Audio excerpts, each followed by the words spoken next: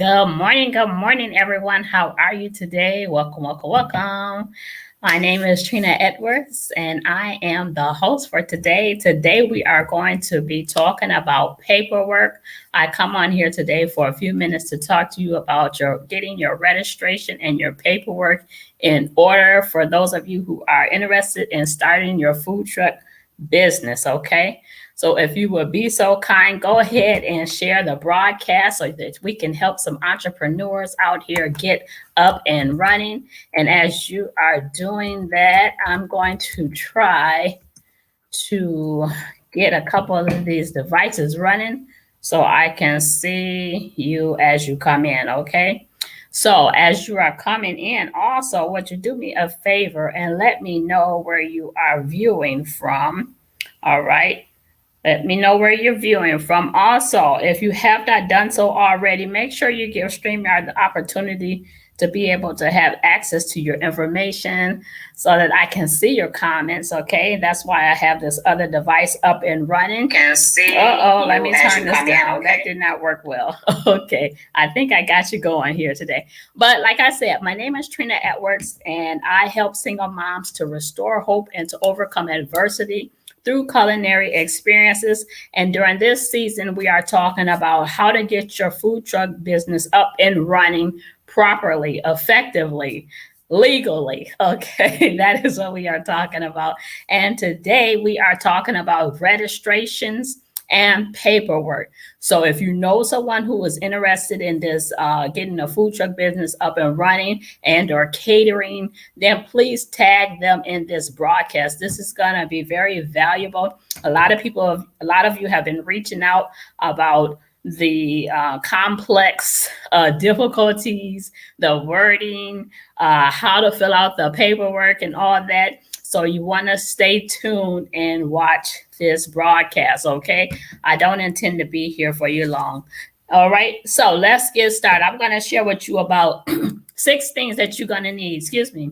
6 things you're going to need to get in order so that you can run your food truck business effectively, so that you don't be getting some unexpected fees because you did not file this, you did not do that, or get shut down.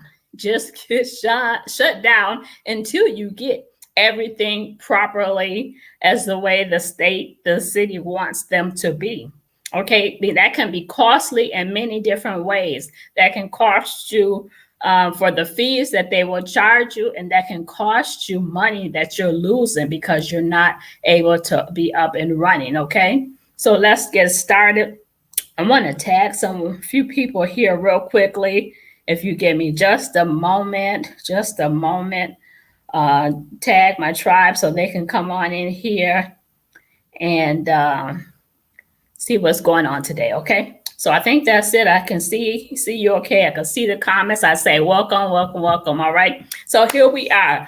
I want to share with you about 5 different things and throw in a bonus there, which I think we talked about, but 5 different things that you're gonna need to be able to get up and running properly, effectively, legally in your food truck business. Okay. So let me know if you can hear and see me. Okay. Go ahead and type a 1 in the comment for me. Okay.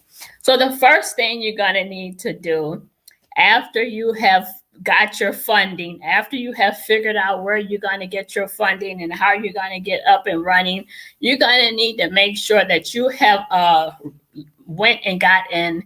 It's called an EIN number. Okay, put that in the comments. EIN number. You're gonna need an EIN number. And this is a number that they used to track employers, the IRS. Hey there, Sister Tyquise. Thank you for stopping in, sis. This is a number that you use. Sister Tyquise, you probably have one. You have one for your jewelry business. So I'm sure you are familiar with an EIN number.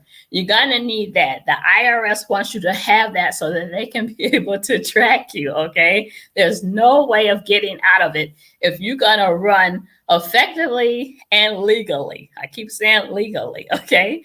Okay, you're gonna need to apply for that, okay? So some people call it a tax ID number. On the in your searches, it's going to be an EIN number. That's one thing you're going to have to apply for. The last time I applied for one, they were free. They were free. So that's a plus to you.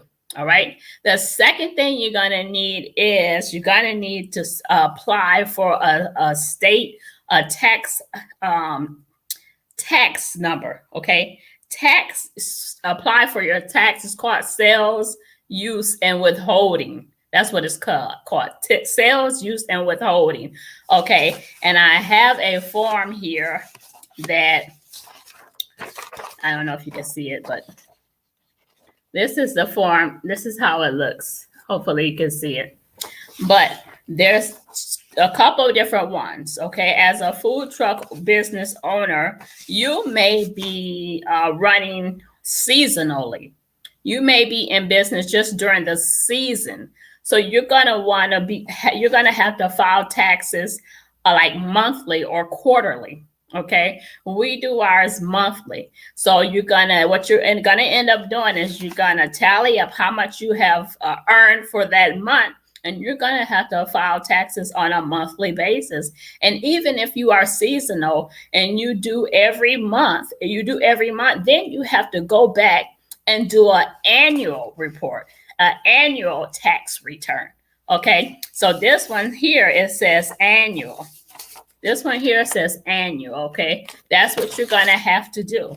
So if you're not fluent, if you're not familiar with taxes, then you wanna talk to a tax preparer and maybe they will do it for you, okay? If you don't do that, then you end up getting one of these lovely letters to remind you that you have not done it. And if you don't file it in enough time, then you will accumulate interest and fees. So you want to make sure you have someone that is staying up. Hey, Ari, how you doing, cousin?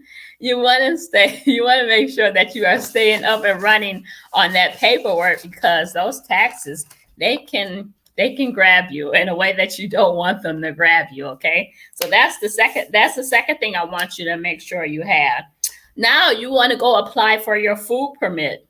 Okay, your food license, your food permit. All right. Hey, okay, good, cousin. Good to see you. You want to go to your city and apply for your permit, your license. This says that you are able to be up and running. You've done the proper procedures and things like that. Okay. And then if you are in the city where I live, you'll get a sticker. You'll get a sticker to put on your truck, your trailer. Maybe you have a cart. Okay. I don't know. Whatever you're doing, you want to make sure you get that sticker. And that sticker runs from here. It runs about anywhere from $288, which the last time I checked, that's how much we had to pay. And I hear that it's going on up. It goes up every year, maybe $300. I think it was this year, but I'm not quite sure. Okay. The last time we paid, it was $288 and some odd cents. Okay. So you want to make sure you do that. All right. Then you got to have a fire inspection. Okay. You got to have a fire inspection. Yes. You got to have, in our city, Fire Marshal Bill. Yes, that's his name. Fire Marshal Bill has to come and check out your truck, trailer, whatever you have, your cart, to make sure that you are up, your equipment is wired right. Make sure you're not doing anything improper that you shouldn't be doing. Make sure you had a licensed person put these things in or things like that. So there are any fire hazards. Okay. And with that side note, you need to have a fire extinguisher in your truck or trailer. Okay. You're going to have that. That's going to have to be inspected by the fire department on a yearly basis. So there's a lot of things that you want to continue to make sure you have in order. Okay. So now that we're doing that, go ahead and give me some thumbs up, some hearts, and to let Facebook know that this is a worthy broadcast to be watching. Okay. I want you to get up and be running effectively. Okay. So make sure you have jot these things down so that you can check them off after you have done them. Lastly, you want to thank you so much, sis. Lastly, you want to make sure that you have checked your zoning. The cities have zoning restrictions. You cannot just pull up anywhere and start serving your food. You will be fined or put out or both. Okay, we had a time where the lady, she called us to come to a wedding and she told us to park on the side, and we got there and then we had, I guess, the security guard tell us that we weren't supposed to be there. And I was telling her that I don't know what the lady name was. This was a couple of years ago. Well, so-and-so told us to come here for their wedding reception. They're inside. But long story short, we had to move. We could not park there. We did not have permits. And that's another thing if you are going to be going different places, you have to get proper permits, and those permits cost fees. Okay. But in the end of that story, long story short, we had to move. We could not stay there. The lady did not even come out to talk to the men to let them know that she had invited us to come. And you know what? We were out of a lot of food. Okay, we have brought all that food for that wedding reception or whatever they was having there, and we could not stay there. So that was very hurting. Okay, that was very time consuming. That was a waste of a lot of money, time, effort. So you want to make sure you have your proper permits in place so someone does not come out and just tell you, no, you can't be here. You have to show me proof that you're able to be here. Who told you to be here? Show me, you have to have it in writing sometimes, okay? So lastly, number 6, this is a bonus, which I share with you. You want to make sure you have insurance. Somebody type insurance. You want to make sure you have your insurance in place. And I mean insurance for your vehicles, whichever that's going to be. You want to make sure you get your food insured, okay? You can go to different places and get that established. Thank you, sis. Thank you for narrating. There's one place called Insure My Food. You can go there, not to give them a plug or anything, but there's different places that will insure your food service. Okay, so you want to make sure you do that. All right. So let's do a recap real quickly, and then I'm gonna get off the broadcast. I just came on here for a few minutes to share with you some helpful tips because I want you to succeed. I want you to do it the right way. I don't want you to do it the backyard way. I want you to do it the right way. Okay. All right. There's no reason why we have to willy-nilly anything. We are professionals, and I want you to show up as a professional in your food truck service and business. All right. Thank you, sis. So number 1, let's do a recap, and then I will let you go. Okay. Number 1, you want to make sure you get your EIN number. This is after you have already established funding, how you're going to purchase your truck and all that. You have your name.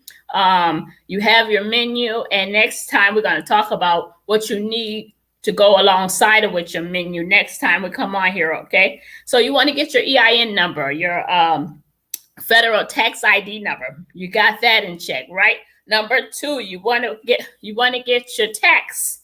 Thank you, sis. Great. You are awesome. You are marvelous. You want to make sure you get your tax order. Tax order is called sales tax use and withholding. Okay. That's for your state. Okay. Check into that. You got to have that because Uncle Sam wants his fees. He wants his portion. He wants his portion. Okay. I don't want you to do anything illegally. Okay. So thirdly, you want to make sure you register for your food truck license, your permit. Okay. And you go down, well, we have a county clerk. We go down there and we do that. Wherever you go, check it out in your city, your state. You go and register for that. Make sure you have your money to pay the fee for that. It may take some time. You may not get that certificate right away. They have to look it over, make sure you have everything in order, but you want to make sure you get that because you need that to be on your truck or trailer. You need that to be on your truck or trailer when you go different places. Because a lot of different places you go to, they're gonna ask you, are you registered? Have you, certain things like have you passed the health department, things like that. That sticker says it all. That sticker says you have went through the proper procedures and you are good to go, in so many words. Okay. Fire inspection. Oh boy, you better call Fire Marshal Bill. Yes, we have a Fire Marshal Bill here in Grand Rapids, and hopefully he won't take as long to get back to you as he did with a side note. But anyway, he will help you get do your inspections, make sure your truck is not a hazardous, will not cause any fires. You need to get your fire extinguisher placed inside your truck and know where your fire extinguisher is. Okay. I believe we have two. We have two in ours, but make sure you know where they are. You have to get those fire extinguishers inspected yearly to make sure that they are running properly. The last thing you want is to have a fire, God forbid, but if you have a fire in your truck or trailer and then go out there and pull the thing and then go to spray and it doesn't work. That's not the time to find out that it doesn't work. Okay, so make sure you do that. And the fifth thing is zoning. Know your zoning restrictions. When people call and ask you to come to the event, can you come here? Can you do that? Know if they have already contacted the officials to make sure that you can come. Know if you can come there or not. There's certain restrictions. You cannot just pull up and start selling anywhere. I know a lot of people think you can, but you cannot. You will get fined and you will end up losing a lot of food because they will stop you right dead in your tracks and tell you, get going. This is not the place for it. Hallelujah. Thank you, sis. I appreciate you. And number 6 is a bonus.